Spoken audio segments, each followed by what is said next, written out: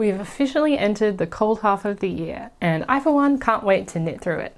Here's what I'm planning to make. For starters, let's get it out of the way. The jumper I'm wearing today is designed by Audrey Borrego. It's the Nestoria pattern. It's a drop shoulder, top down, pretty standard pattern. I knit this one about a year ago. And I knit it in Bendigo Woolen Mills mohair, which is a blend of 50% wool, 50% mohair. This colour is the colour wine. And I love this jumper. I'm so happy that the weather has cooled down just enough to wear it. It's probably too hot to be wearing it today, but I just couldn't help it. And honestly, the yarn has held up so super well. There's barely any pilling. I haven't had to shave this one yet. So yeah, for that I'm really grateful. I'm happy to be wearing it today. So autumn here is March to May, and it's a great time to knit because you get to wear what you make in the winter. So while you're knitting in winter, it's really nice, but then usually by the time you're finished, the weather's warming up again, and you're gonna have to put that knit piece away, which is always a shame. So I love knitting in autumn because then you really get to wear what you make as soon as you finish it. And nothing bothers me more than just the sheer number of people online who live in the Northern Hemisphere who get really excited about the seasons that they're in, and I'm not in that season. So right now I'm seeing a lot of videos from people talking about their spring knitting plans. That's really exciting for them, but I always feel like a little bit of missing out. Whenever I see those videos, I wish I was in that season. So right now I feel like I wish I was in springtime, and I don't enjoy the season that I'm in. And then by the time spring comes around, everyone online is posting about autumn. And then I wish I was in autumn again. So I just need to cut it out. And I thought one way around that would be to just really celebrate this season in the Southern Hemisphere. And I hope some of you Southern Hemisphere viewers enjoy it too. At the beginning of the year, I came up with some broad yearly goals and also some project plans for the year. But I didn't really break them down into when I wanted to knit what. And I really just wanted to focus today on what I'm going to make in the next 2 to 3 months. And I want to see what's changed since the beginning of the year in terms of what I'm most interested in making. For me, for the next couple of months, there's a few kind of high-level themes I want to stick to with my knitting. I want to make things that are cozy, so that goes to being able to wear it in the upcoming cold months. I want to knit things that are detailed or intricate, so not necessarily all complex pieces, but I want to knit things that have deliberate details that are kind of curated is maybe the right word. Of course, I want to knit things in line with my goals, so I'll mention the things that I've picked for my autumn plans that align with my 2025 knitting goals. I want what I make to be wearable and to fill in a few wardrobe gaps. So knitting for me is not just a hobby in the sense that I like knitting, but I also really like wearing what I've made. And I've spotted a few wardrobe gaps that I do want to fill with the things that I make this season. Number 5, I want my knits to be just a little bit challenging. Not everything, but I am really eager to learn new skills. So I'm hoping to find maybe at least one aspect of each project that's going to just challenge me a little bit and teach me something new. And number 6, is more of a general theme for autumn. I really want to pick up the knitting pace. I'm hoping I can get more knitting time in, and I'm hoping I can produce a few more projects this season than in summer, which for me was not the most knitting heavy season. So I've come up with a list of patterns to share with you, and I'm going to organize them, I think, in a bit of a sliding scale, starting from the ones that are most likely to be knit to the ones that are just maybes. You can kind of consider that as I go along, they're maybe less and less likely to be knit, or they might be swapped out for something else, or I just might not have time to do it. There are so many patterns that I love. My Ravelry favorites is just obscene, but I just don't have that much time. I'm not a super fast knitter, so I have to be a little bit deliberate with what I pick. This is just a general idea of what I think I want to knit at the moment. Could change, but I hope the patterns are interesting to you, give you a bit of an insight into why I might want to knit these things, and maybe you'll find something that you want to knit too. So let's start with the things that are definitely in. So I have a couple of whips. So barring some sort of major disaster, these are definitely going to be knit this season. So I'll start off with one I've already shared, which is the beautiful Low Tide from Unwind Knitwear. Her name's Rachel, I believe. This is a top-down cable and lace saddle shoulder pullover. I'm knitting this one in the incredibly beautiful Knit Picks Gloss DK. So this is 70% merino, 30% silk blend. The colour of this one is Can I? It's a beautiful teal colour. It's super soft. The colour is incredible. And this pattern, guys, involves a mixture of cables and lace, and it is so well thought out and so intricate. It's very difficult.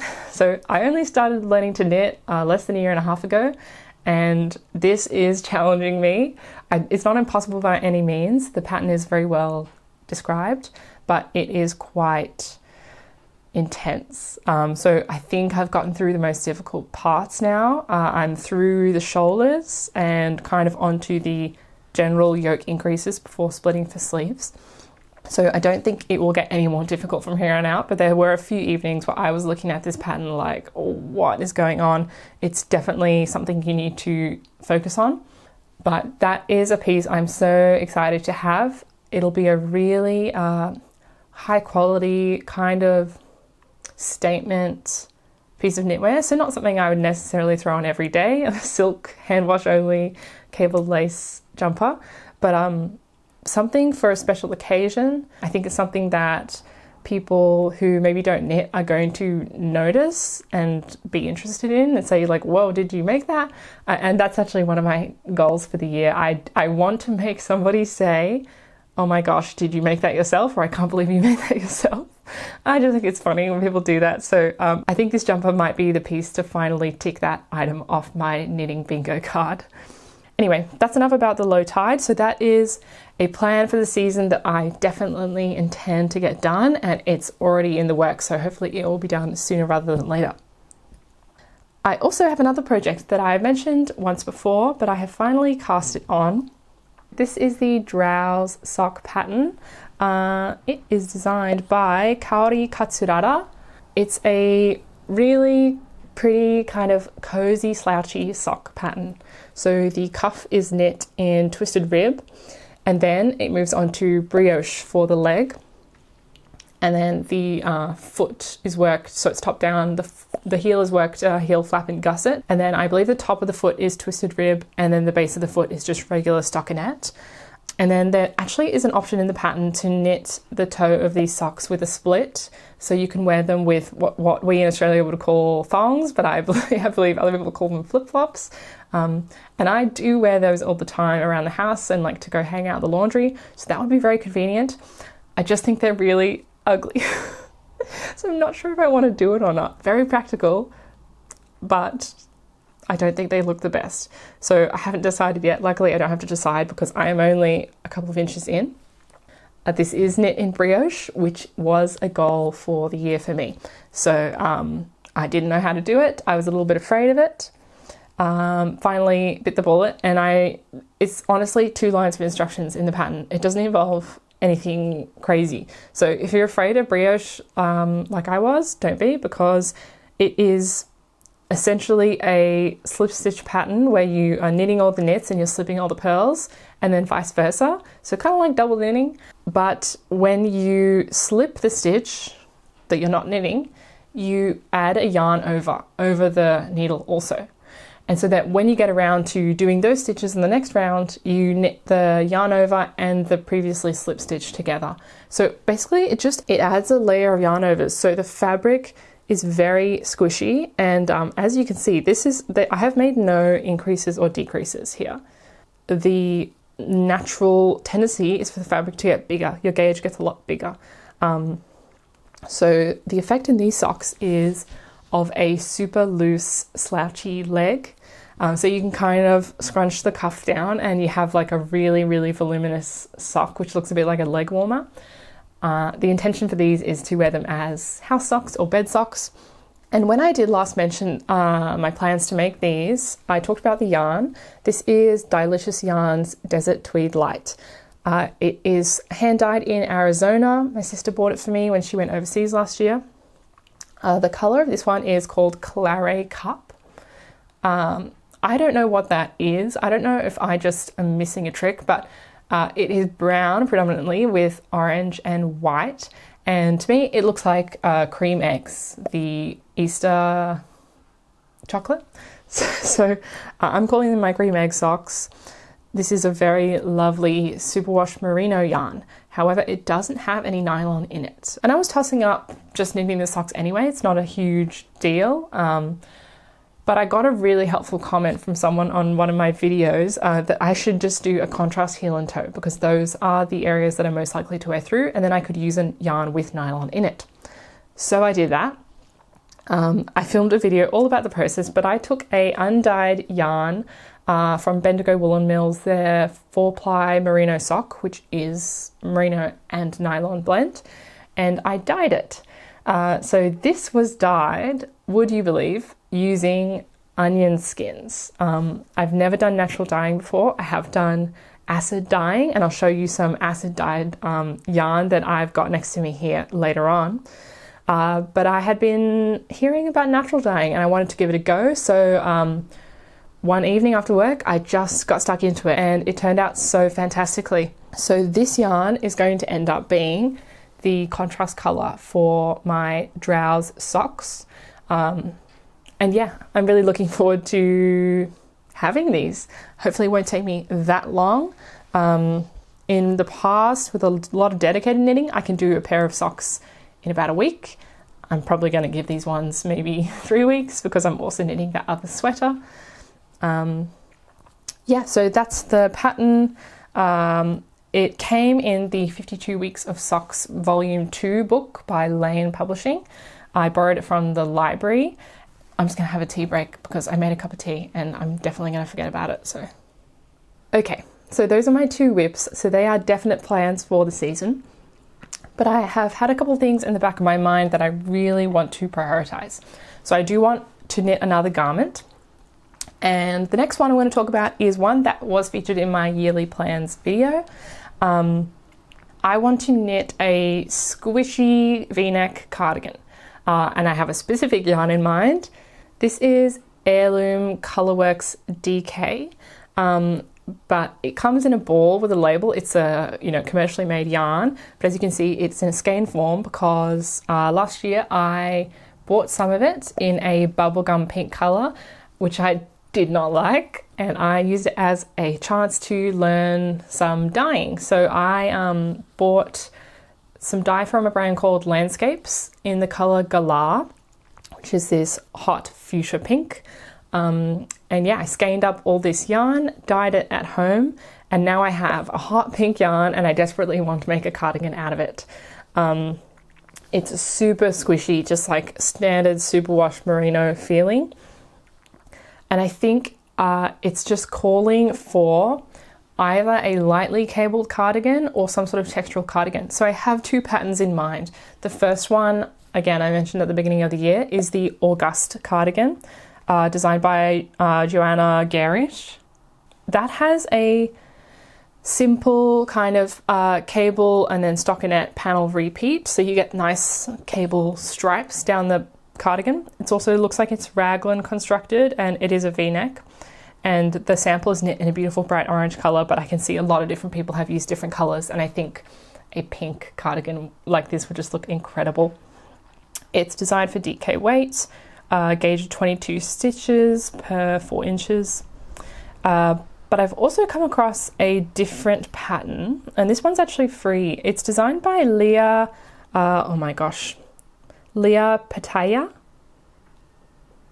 and it is called the Horleton or Carefree Cardigan. I'm gonna look. I think this is Polish. I'm gonna look up how to pronounce this. It's Finnish. I think Horleton is correct. I'm going to go with that. But anyway, Leah's Horleton cardigan appeared in some knitting magazines, it looks like. So it's available for free.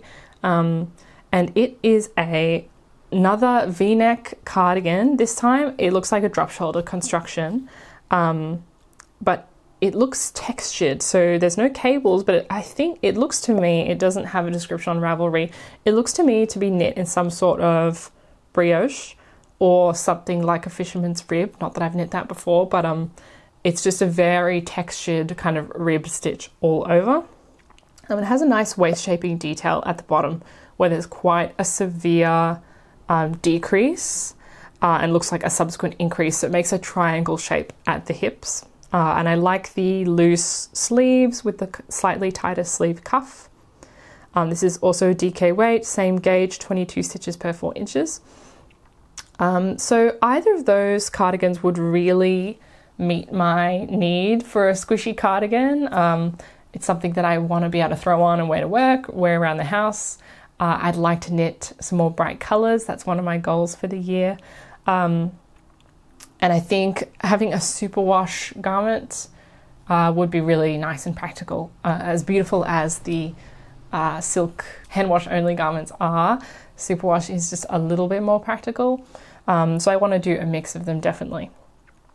So yeah, I haven't moved away from the pink cardigan idea from the beginning of the year, and I'm really hoping to get that done this season. Now, if I don't prioritize that garment, there would be another garment I would knit instead, and that would be a pullover, specifically with this yarn here. This is Sadness Garn's Peer Gint, and this is in a vintage colorway. I don't think you can get this anymore. It is 926 red. So this is a bright candy red. It's pretty much a true red. It might lean slightly warm, so it's not a cool red, definitely. This yarn, it feels incredible. And I'm dying to have a bright red sweater, guys. I just can't wait. But I can't decide what to knit with it. Earlier in the year, I had kind of slated something like the Handsome Crisp pullover, really textural, that would show off the beautiful yarn. I don't know if I have it in me to knit that. I still have a whip of the Book Club cardigan to get done, which is not in my autumn plans, so I'm hoping I'll finish that in winter.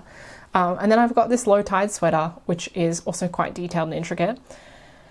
And as much as I love the Handsome Chris sweater look, I just know it's going to take me forever. So I really want to knit this red yarn, so I'm a little bit torn. And if I didn't knit a cabled sweater, I've come up with some other ideas. So I would want something quite simple, bold, and still with a textural detail. So a few that have really been top of my mind are the Amy sweater by Petite Knit. Seen a lot of people knit that. I love the chunky rib neckline. It's like double folded, kind of like super long turtleneck, and the really wide, long ribbed sleeves. I can't tell if it's 2x2 or 3x3 rib. Anyway, and same with the hem. So I love the chunky rib detail. That's pretty much the standout thing from this pattern. Otherwise, it's quite plain. A similar pattern that I love that I have been seeing knit lately is the Mindy sweater by Sadness Garn. So again, it has a super statement ribbed neckline and cuffs. But a slightly different take on that theme would be the Brady Loop sweater designed by Other Loops. This is also a non-cabled textural garment, but this time it has a really lovely rib detail. So there are stockinette panels separated by what looks like rib kind of stripes. So you get these big panels going down the garment. And then it looks like a drop shoulder. Let me look at the... Yeah, it looks like a drop shoulder design, but on the back of the shoulders, there is a cable that goes right across the top and then down into the sleeves. So there's kind of one cable on either side. I love that it looks like something that you could buy.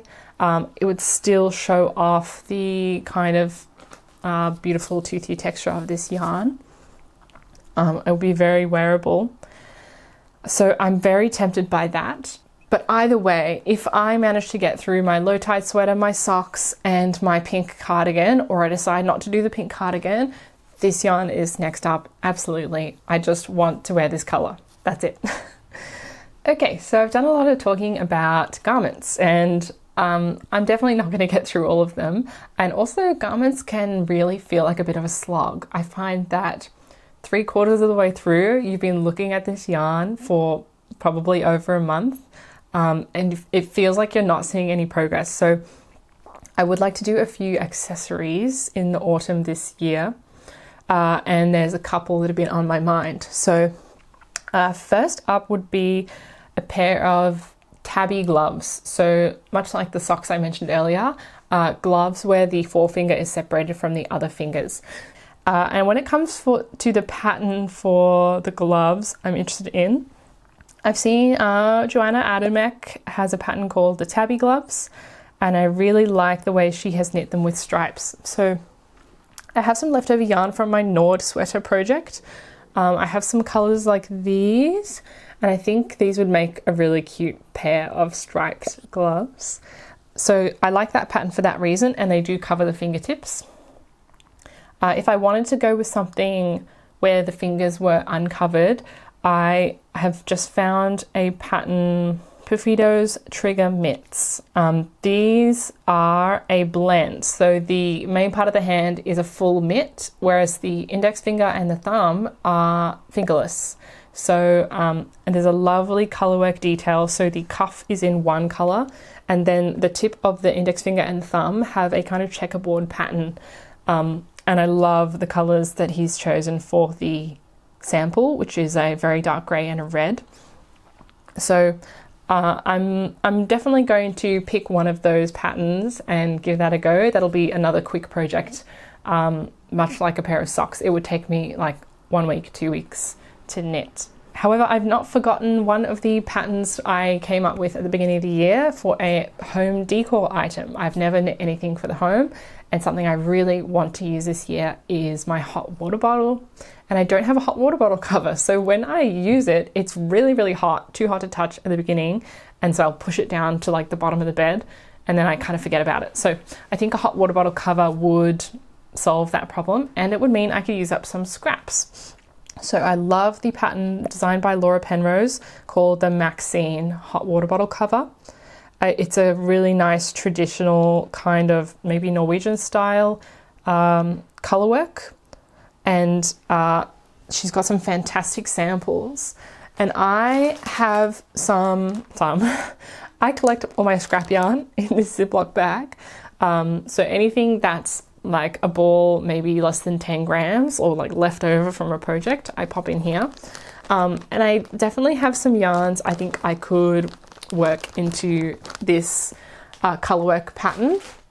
And again, same with the leftover Nord sweater yarns. Like, I'm not going to use all of this for a pair of gloves. It's probably like 100 grams of yarn in total.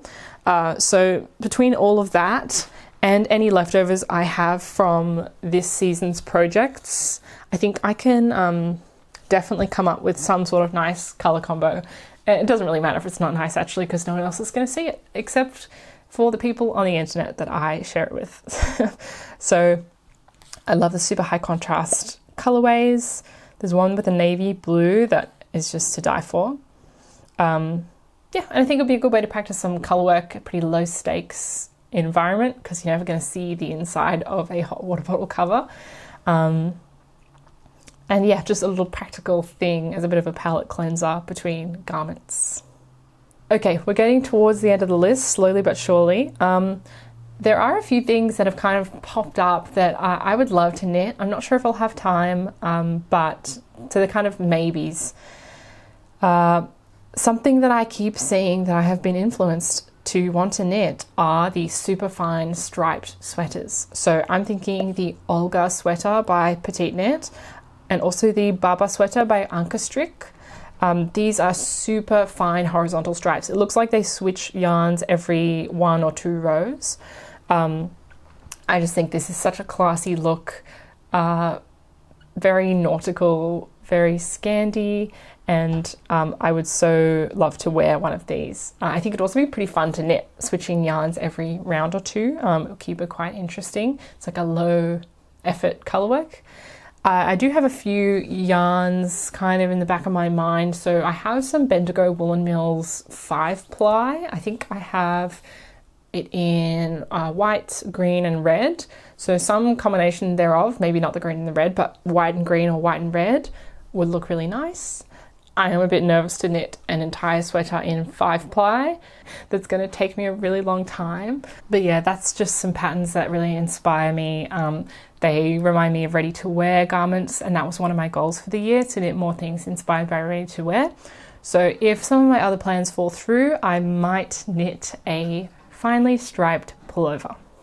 And finally, my boyfriend's birthday is in the middle of the year. And I've been toying with the idea of knitting him something. I've talked to him a couple of times about what he might like, and one of the things that's come up is a colourwork jumper with some sort of feature on it. So the two we've spoken about are the Melville pullover by Sarah Beth Hall. It's an incredible, I've got to say, Moby Dick inspired sweater. So the colourwork is actually all on the lower half of the design. So the yoke and sleeves of the raglan are just plain, and then from the chest down there is an incredible kind of scene of a whale inside kind of rolling ocean, and the ocean extends around to the back of the garment, so it goes all the way around. And it looks like an illustration from a book, like the end paper inside a hardback. I think it's beautiful. But like I was saying, this is a fingering weight design. I don't know if I have it in me to do a fingering weight sweater, guys. But I love this so much. I think it would look equally beautiful in high contrast pairing, or a low contrast design that was a bit more subtle, maybe like a dark blue with a slightly lighter blue. That would be quite wearable. I think it's such a statement piece. You couldn't buy something like this, and you'd hope, with the amount of knitting that goes into a fingering weight sweater for a man, it would be an heirloom. So a slightly different take, which is maybe a little bit more feasible, is the Embrace Octopus sweater, designed by Maya E. Cernes. This has an enormous octopus over the shoulder that wraps all the way around the back and across to the other side, and the tentacles kind of travel down the garment. What an incredible design. Again, she's knit this in a high contrast yarn in this sample piece, but I imagine you could do all sorts of different designs. There's over 770 projects on Ravelry, so you can see the different colorways that people have picked for this. Obviously in high contrast, this is quite a statement sweater. This is the kind of sweater that I think people are going to stop you on the street to talk about. One thing I really like about this design is it is knit in bulky yarn. The gauge is 15 stitches per 4 inches. So that is a lot more reasonable. And even though it's complicated color work, it could still be done within a reasonable amount of time. But obviously that would mean it is quite a heavy garment. So, color work in bulky is something that's only going to be able to be worn in the dead of winter. If I did knit this for my boyfriend, his birthday is in the dead of winter, so that would suit fine. But yeah, it wouldn't be quite as wearable, I don't think, as the other sweater. Also, the eye of this octopus freaks me out just a tiny bit. But yeah, I think it's an incredible design. Well worth checking out all the different versions of it people have knit on Ravelry. So I think, unless I'm mistaken, that's it. I don't knit that quickly, so I think that's all I can reasonably put on the list of projects for now. If I managed to knit all of that, I would be shocked. So it's probably going to be actually a lot less than those things, but those are the kind of the ideas that are floating around in my brain at the moment. It's what I'm excited to knit. I hope some of you got some inspiration from some of those patterns, so even if I don't get to knit them, maybe you will and you can share it with me. I plan to make podcast episodes throughout the next few months as I work on these whips and new cast-ons, so you can keep up with my progress on them. Also, I'll be sharing updates on my yarn no buy. So I am only trying to knit from my stash this year. So far it's going very well. So I'll keep you updated about if I happen to buy any yarn and why. But if you want more frequent updates from me, especially photo updates, you can follow me on Instagram. So I do post some things over there. Yeah, if you just want to keep up with how my projects are going and kind of what my, day-to-day plans are, hop over there. So tell me, what are you knitting this autumn? Do you live in the Southern Hemisphere? If so, I'd really like to hear from you about what you're being inspired by and how much you think you can get done in the next 2 to 3 months. Or if it's springtime for you, are you the kind of person who knits autumnal and winter garments all year round? Or do you actually switch to knitting summer things? Let me know, I'd be really interested to hear from you. And that's about it. So I'll catch you all again really soon. Bye.